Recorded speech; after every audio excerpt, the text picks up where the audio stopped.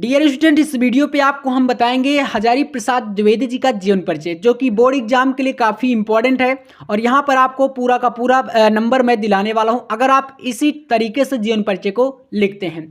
तो सबसे पहले आपको देखिए बताते हैं, जो डॉक्टर हजारी प्रसाद द्विवेदी जी हैं, इनका जन्म कहाँ पर हुआ था और किस तरीके से जीवन परिचय की आपको लिखने की जो तरीका होता है वो कैसा होता है। क्योंकि अगर बात करें बुक में, आपका जीवन परिचय काफ़ी बड़ा रहता है।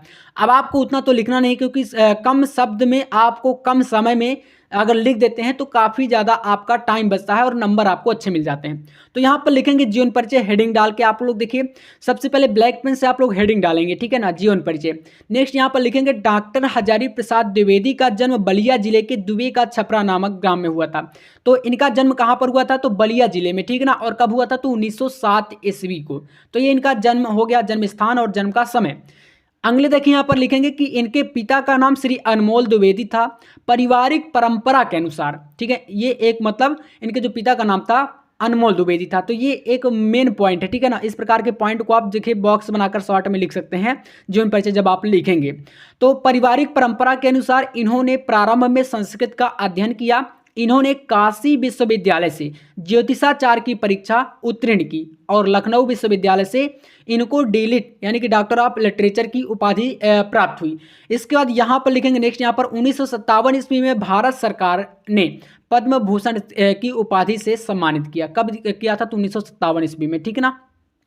यहाँ पर फिर देखिए 19 मई सन 1979 ईस्वी में रोग से पीड़ित होने के कारण द्विवेदी जी का निधन हो गया। तो ये इनका पूरा जीवन परिचय है। अब इनका अगर बात करें साहित्यिक परिचय कैसे लिखना है, तो साहित्यिक परिचय भी काफ़ी इंपॉर्टेंट है।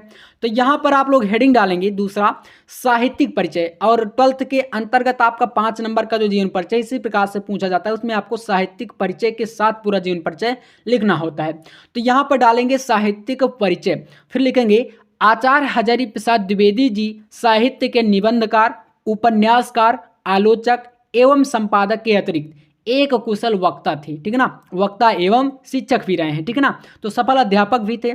इसके बाद यहाँ पर लिखना नेक्स्ट, यहाँ पर दोस्तों, ये बंगला तथा संस्कृत के प्रख्यात विद्वान भी थे और इनकी रचनाओं में नवीनतम एवं प्राचीनतम समन्वय हैं। तो इनका ये पूरा का पूरा साहित्यिक योगदान है। साहित्य में इन्होंने क्या क्या चीज़ें करी हैं, ये इनका साहित्य में योगदान है, कह सकते हैं साहित्यिक परिचय है। अब बात आती है इनकी कृतियाँ। कृतियाँ भी इंपॉर्टेंट है, क्योंकि एग्जाम में कृतियाँ भी लिखना होता है। तो चलिए इनकी कृतियों को देखते हैं। तो यहाँ पर आप देख सकते हैं द्विवेदी जी की प्रमुख रचनाएं कौन कौन सी हैं। सबसे पहले यहाँ पर लिखेंगे द्विवेदी जी की प्रमुख रचनाएं निम्नलिखित हैं। इसमें से निबंध संग्रह, आलोचना, उपन्यास सभी को अलग अलग लिखना। तो निबंध संग्रह की बात करें तो अशोक के फूल हो गए, आलोक पर्व हो गया। आलोचना की बात करें सूरदास, कबीर, साहित्य सहचर, इनकी आलोचनाएं हैं, ठीक है। नेक्स्ट यहाँ पर उपन्यास में बाणभट्ट की आत्मकथा और पुनर्नवा।